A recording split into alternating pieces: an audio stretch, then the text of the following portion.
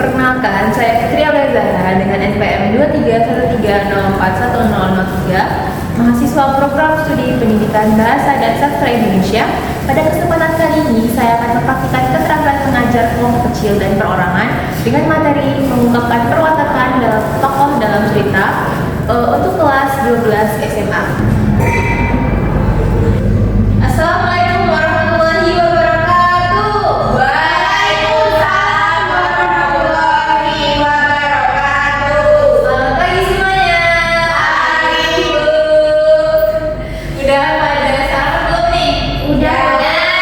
Ya, berarti harusnya udah pada semangat ya. Oke. Sebelum kita masuk ke pembelajaran, baik kita berdoa terlebih dahulu. Siapa ketua kelas di sini? Jadi, Kayak Indonesia atau mimpi? baik itu mau berdoa pada pagi hari ini. Baik kita berdoa terlebih dahulu. Berdoa mulai Bismillah. Doa bersama. Oke, terima kasih kepada Indonesia yang sudah berdoa pada pagi ini. Ibu cek hadiran dulu ya. Baik, Bu.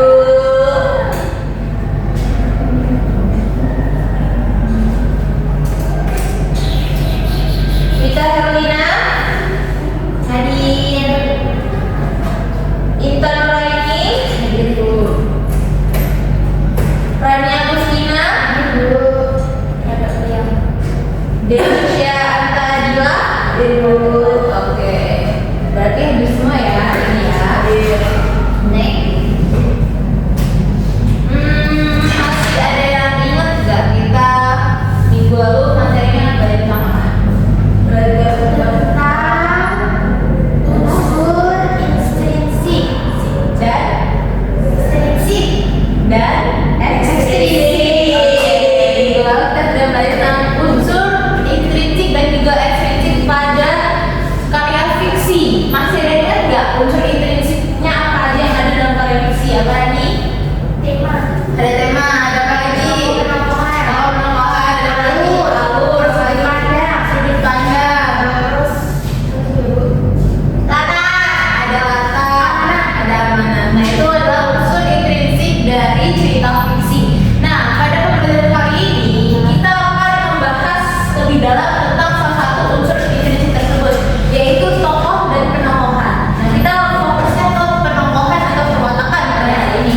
Nah, jadi judul materi kita pada pagi hari ini adalah mengungkap perwatakan tokoh dalam cerita. Nah, ada tujuan pembelajarannya, yaitu yang pertama, peserta didik mampu mengidentifikasi perwatakan tokoh dalam cerita melalui kegiatan menyimak, membaca, berbicara, dan menulis. Jadi, Ibu harap setelah pembelajaran ini selesai, anak-anak nanti bisa mengidentifikasi tokohan atau watak yang ada dalam sebuah cerita melalui kegiatan menyimak, membaca, berbicara, dan menulis.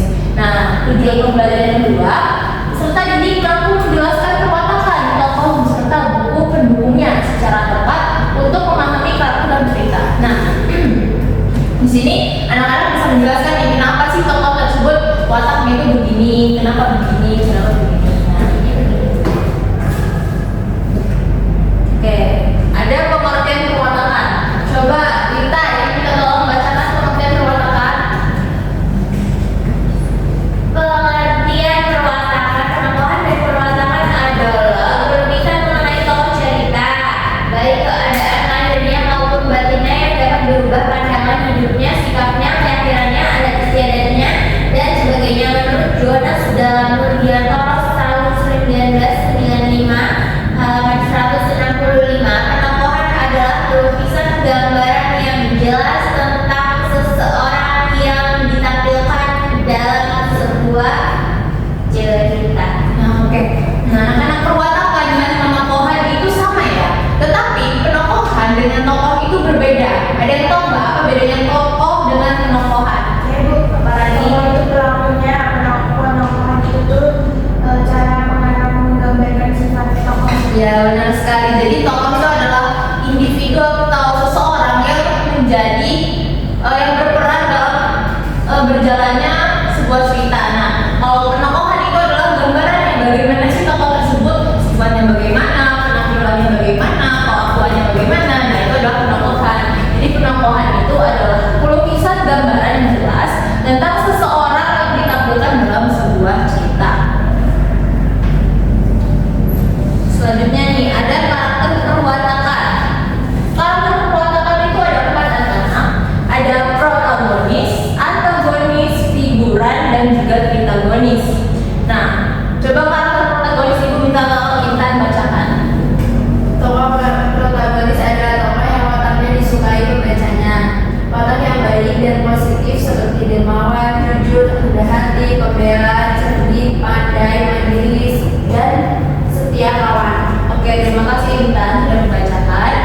Jadi tokoh protagonis itu tokoh utama yang memiliki memiliki karakter yang baik.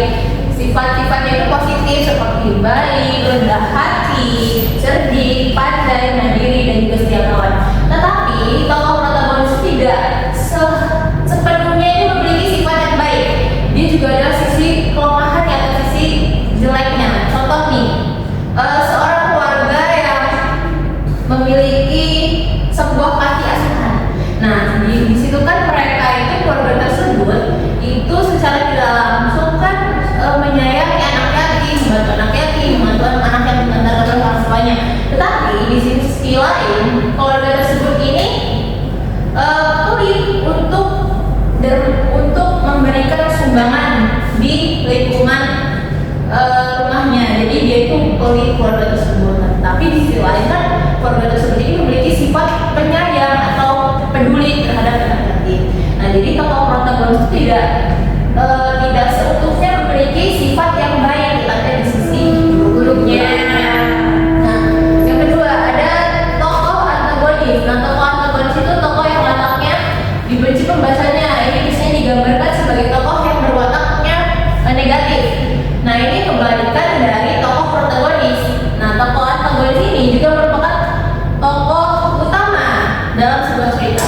Kalau ada protagonis yaitu yang memiliki sifat baik, sifat positif, nah tentu saja ada tokoh yang memiliki sifat buruk atau sifat negatifnya, yaitu tokoh antagonis. Nah, tokoh antagonis ini tokohnya seperti yang memiliki sifat pendendam, culas, dan juga pembohong. Nah, tetapi seperti tokoh protagonis, tokoh antagonis ini tidak sepenuhnya memiliki sifat yang jelek. Dia juga memiliki sifat baik nih. Contoh, ada maling. Maling ini kan merupakan sifat yang jelek. Tetapi di sisi lain maling tersebut itu memiliki sifat sayang kepada keluarganya. Dia maling untuk keluarganya. Jadi dia itu memiliki antagonis sifat buruk, tapi di sisi lain dia memiliki sifat yang baik terhadap keluarganya. Nah, yang ketiga ada figuran. Tokoh figuran itu adalah tokoh pendamping tokoh utama atau tokoh protagonis. Nah, ini hanya bersifat pelengkap. Jadi tokoh figurannya tidak memiliki peran yang tetap, tetapi hanya di beberapa bagian saja, dan bagian itu tidak banyak. Dia itu hanya sebagai pelengkap untuk menjalankan sebuah alur cerita. Seperti contohnya tetangga atau ibu-ibu yang sedang gosip. Nah, itu merupakan salah satu contoh dari tokoh figuran. Dan yang terakhir ada tokoh tritagonis.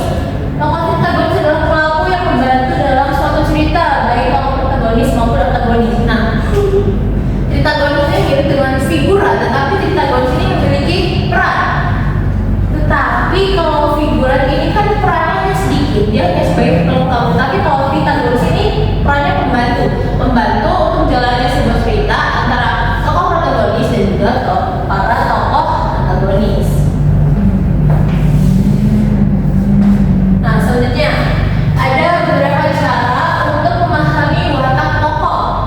Yang pertama nih, ada tuturan pengarang terhadap karakter pelakunya. Jadi dengan surat pengarang, contohnya nih di sebuah novel itu ada narasi ya. Narasi itu adalah tuturan pengarang. Nah, di situ bisa pengarang ini menggambarkan bagaimana sih tokoh tersebut itu seperti adalah seorang gadis yang ceria, seorang gadis yang ditinggal orang tuanya, atau dan lain. Nah, yang kedua, gambaran yang diberikan pengarang adalah gambaran lingkungannya. Nah, jadi lingkungannya, kehidupan maupun cara berpakaian. Nah, lingkungan tokoh dan juga bagaimana penampilan tokoh ini dapat mempengaruhi watak tokoh. Jadi kita bisa melihat, oh tokoh ini nih jorok karena penampilannya jorok, atau watak tokoh ini jahat karena lingkungannya jahat. Itu bisa kita menilai tokohnya. Nah, yang ketiga, menunjukkan bagaimana perilakunya. Tentu saja perilaku tokoh itu dapat menggambarkan watak tokoh. Yang keempat, melihat bagaimana tokoh itu berbicara tentang dirinya sendiri. Nah, berbicara tentang dirinya sendiri ini maksudnya dia itu memiliki MPD. Apa? MPD kan ya? Bukan MPD. Nah, dia itu memiliki bahasanya unek-unek terhadap dirinya sendiri. Jadi dia itu tidak mengeluarkan rasa yang dirasakan kepada tokoh lain. Jadi dia pendam sendiri, dia berbicara sendiri seperti itu.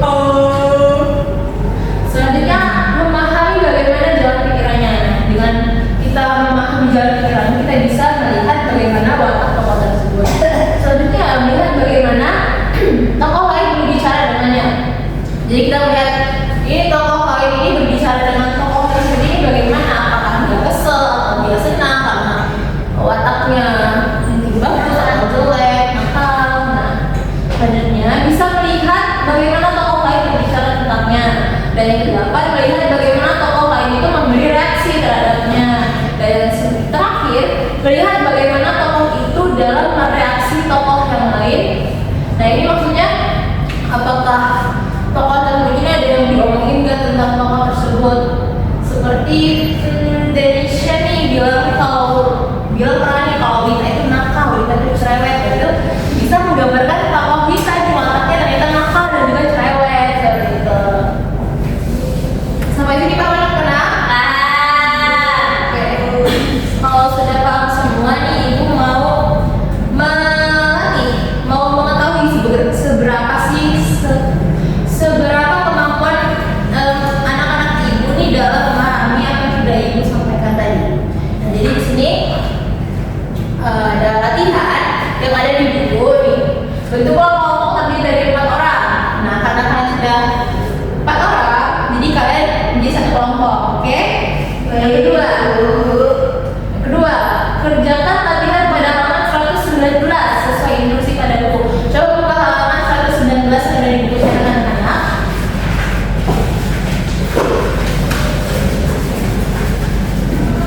Oke, sudah. Itu ada instruksi untuk mengerjakan sebuah tabel dan ada 3 soal. Nah di atasnya itu ada kutipan, ada novel, ada prolog dan juga bab 1 bagian dari novel. Nah situ ibu minta kalian secara berkelompok untuk mengerjakan. Itu ada bagaimana penokohan setiap tokoh-tokoh tersebut, ada bagaimana amanatnya. Minta kalian mengerjakan hal tersebut. Dan yang ketiga, diskusikan hasil pekerjaan dalam kelompok dan selesaikan secara lengkap. Dan yang keempat, setelah selesai, setiap kelompok mempresentasikan hasilnya di depan kelas. Oke, sampai sini paham nggak dengan tugasnya hari ini?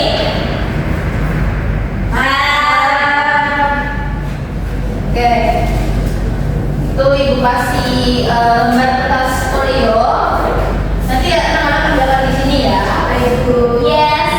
Ibu minta setiap murid ini memiliki perannya masing-masing. Jadi contoh, ada yang mau jadi ketua kelompok nggak di sini? Ada kelompoknya. Saya. Oke, kita ke kelompok nih. Nah, Denisha bisa kebagian untuk membaca novelnya, membaca bab 1 pada novel yang ada di buku. Nah, Rani ini bisa bagian menulis hasil analisis kelompok. Nah, sedangkan Ihsan nanti bisa bagian presentasinya. Jadi setiap murid ini memiliki perannya masing-masing. Atau bisa terserah kalian mau baginya seperti apa. Yang penting setiap anak memiliki peran masing-masing. Oke? Baik, Ibu. Oke, sampai sini paham? Ibu beri waktu 30 menit cukup? Cukup apa? 30 menit. Cukup ya, oke. Ya. Oke, silakan dimulai dari sekarang.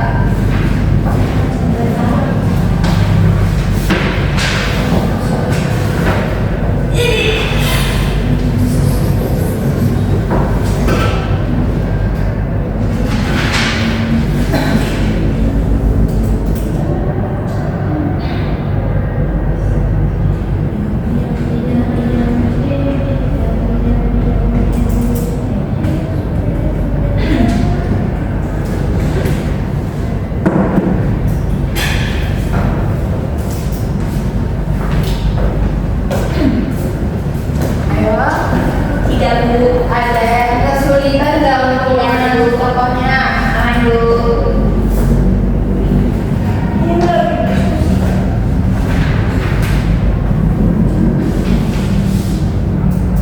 Kalau ada kesulitan bisa bertanya ya.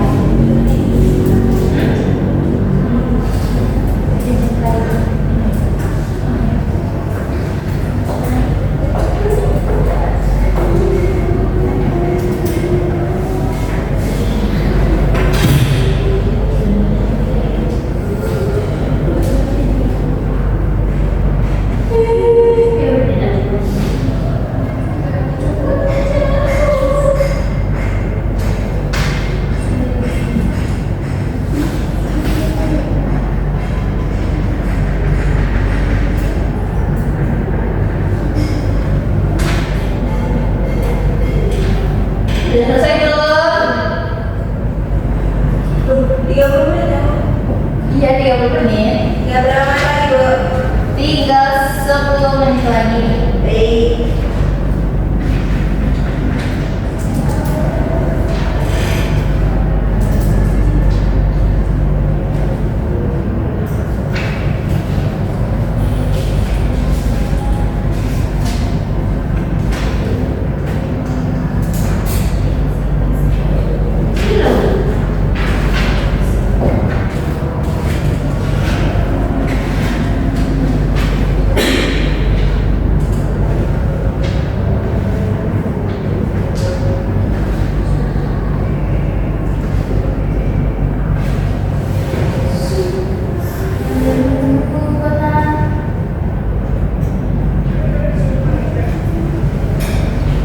Sudah belum?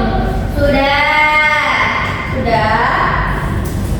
Oke, kalau sudah punya presentasi nih. Tiba. Ayo semuanya maju ke depan presentasi. Ayo semuanya.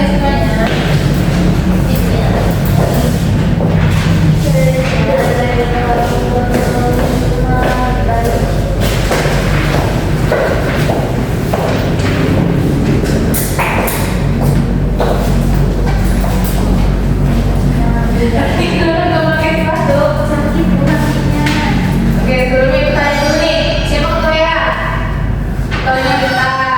Yang menganalisis, bagian menganalisis siapa di sini? Saya. Berapa sih gitu? Dari kita, Bu. Bareng-bareng. Benar semuanya. Ya, Bu. Yang bagian menulis. Siapa bagian nulis analisis hasil nulisnya Rani. Oke, berarti ini 4 kan itu 3 soal nih. Berarti 4 dibagi 4 ya. Jadi semuanya bisa menjelaskan. Oke, coba nomor 1 deh. Coba jelasin hasilnya. Analisis nomor 1 tentang perwatakannya, perwatakan tokohnya. Yang pertama itu ada deskripsi tokoh. Nah, ini deskripsi gambaran fisik dan gambaran watak. Ya, nama tokohnya itu ada Katrisa Saking. Gambaran fisiknya berkeringat di punggung karena cuaca panas, lalu membawa box besar dan tas berat.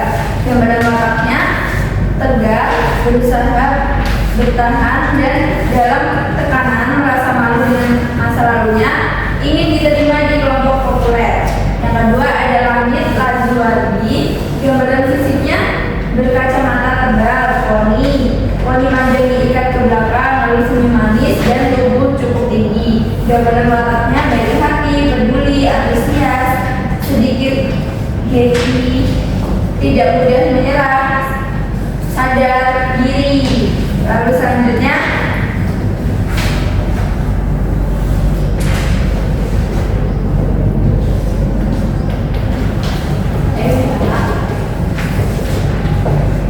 tokohnya itu ada Aura Amanda. Gambaran fisiknya tubuh tinggi dan langsing, mata indah, hidung mancung, kulit putih bersih, senyuman menawan. Gambaran wataknya elegan, percaya diri, tegas dalam pergaulan, berpengaruh, sedikit posesif dan judgmental. Milani Atmaja, wajah cantik dengan mata hidung dan bibir besar, tubuh cenderung besar dan mudah gemuk. Gambaran wataknya setia kepada Aura, ingin menjadi Aura, sedikit iri dan mudah meremehkan orang lain. Selanjutnya akan disampaikan oleh Rade. Nomor 2, mata konotasi angsa rakyat. Dalam konteks novel ini, angsa dan itu digunakan sebagai metafor untuk memperkenalkan realitas sosial di sekolah. kalimat dari bagian kualitas. Angsa melambangkan kelompok elit populer dan elegan mereka yang dianggap memiliki status tinggi, penuh pesona dan diterima secara sosial. Sementara itu melambangkan mereka yang dianggap biasa, tidak populer, cenderung terpinggirkan dan sering dianggap tidak mengenal berarti. Nah, perbedaan ini tidak hanya sekadar penampilan fisik, tetapi juga mencakup latar belakang, perilaku dan bagaimana seseorang dipandang dalam lingkungan pergaulan. Konflik muncul ketika seseorang seperti Katrisa berusaha berpindah dari titik menjadi angsa yang menimbulkan ketegangan antara masa lalu dan identitas barunya. Dan yang ketiga yaitu ringkasan cerita bab 1 angsa dan itik. Bab 1 diawali dengan adegan terganggu di mana Katrisa terkunci di toilet sekolah. Diteror oleh sekelompok siswa yang mengancam pacarnya. Ia berusaha bertahan meski ketakutan. Adegan ini kemudian berganti ke latar belakang. Katrisa adalah siswi tahun kedua di Eglantina High School yang berusaha mempertahankan statusnya sebagai bagian dari kelompok populer. Di pagi hari, ia membawa box berat presentasinya sendiri, merasa kesal karena tidak ada yang membantu. Lagi teman dari kontrolnya yaitu yang Jackie menawarkan bantuan, membuat Patricia tidak nyaman. Ketika aura dan nilai muncul, mereka dengan sinis mengusir langit, menegaskan batas antara angsa kelompok elit dan ini kelompok tidak populer. Aura mendorong Patricia untuk segera mencari pacar, bahkan sampai meminta para cowok di kelas mengangkat tangan jika mau mendekatinya, membuat Patricia malu. Bab ini menggambarkan tekanan sosial yang dimiliki Patricia, konflik identitas dan kebenaran antara pasangannya yang itik dengan kehidupan barunya sebagai angsa. Oke, udah.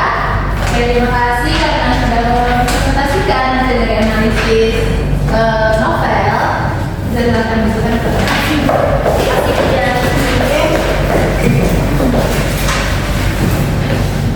Oke, sudah ibu lihat kalian sudah memiliki pemahaman tentang bagaimana cara mengidentifikasi perwatakan dalam sebuah cerita. Nah, ini sudah ibu lihat bagaimana secara kelompok, bagaimana kalian menyampaikan hasil analisis secara individu.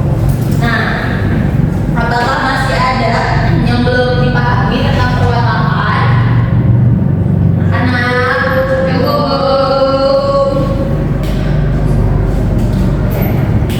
Oke, kalau sudah cukup, sudah paham semua, ibu minta satu orang menyimpulkan hasil dari materi yang sudah dijelaskan tadi. Ayo, siapa yang bisa menyimpulkan?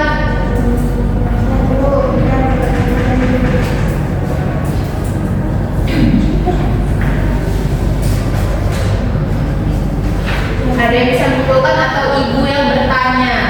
Ibu yang bertanya. Nanti mau menyimpulkan juga. Jadi tadi kita telah belajar, saya ya Bu, izin Bu. Jadi kita telah belajar mengungkapkan perwataan tokoh dalam cerita, yaitu ada tokoh protagonis, antagonis, figuran, antagonis, kemudian kita juga belajar cara memahami watak dan gimana cara menuliskan atau menggambarkan perwatakan. Sudah Bu? Sudah, oke. Nah, tadi kita sudah belajar tentang perwatakan dan bagaimana cara memahami perwatakan dalam sebuah tokoh. Ada watak protagonis, antagonis, figuran, dan juga antagonis. Nah, ada juga cara memahami watak tokoh dalam sebuah tokoh itu bisa dengan penampilannya, dengan lingkungannya, dengan cara dia berpikir, dengan cara dia berbicara. Dan kita bisa mengetahui bagaimana watak tokoh tersebut. Nah, oke, karena seperti kalian sudah pada paham semuanya tentang perwatakan di sebuah cerita, ibu akhiri pembelajaran pada hari ini. Semoga pembelajaran yang sudah kita pelajari hari ini bisa bermanfaat di kehidupan kita dan dipahami lagi anak-anak. Jangan masuk kuping kanan, keluar kuping kiri. Oke, sudah ibu tutup pembelajaran pada hari ini. Wassalamualaikum warahmatullahi wabarakatuh. Waalaikumsalam warahmatullahi wabarakatuh. Terima kasih.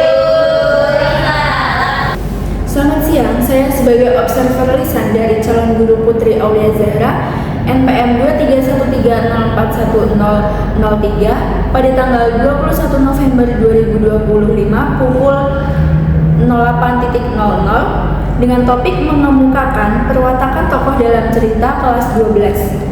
Pada komponen pertama, pada keterampilan berkomunikasi antar pribadi, calon guru sudah menunjukkan kehangatan, kepekaan, mendengarkan, merespon, membangun hubungan saling mengerti, mendukung, membantu, mengerti perasaan, dan menangani emosi siswa atau mengendalikan situasi.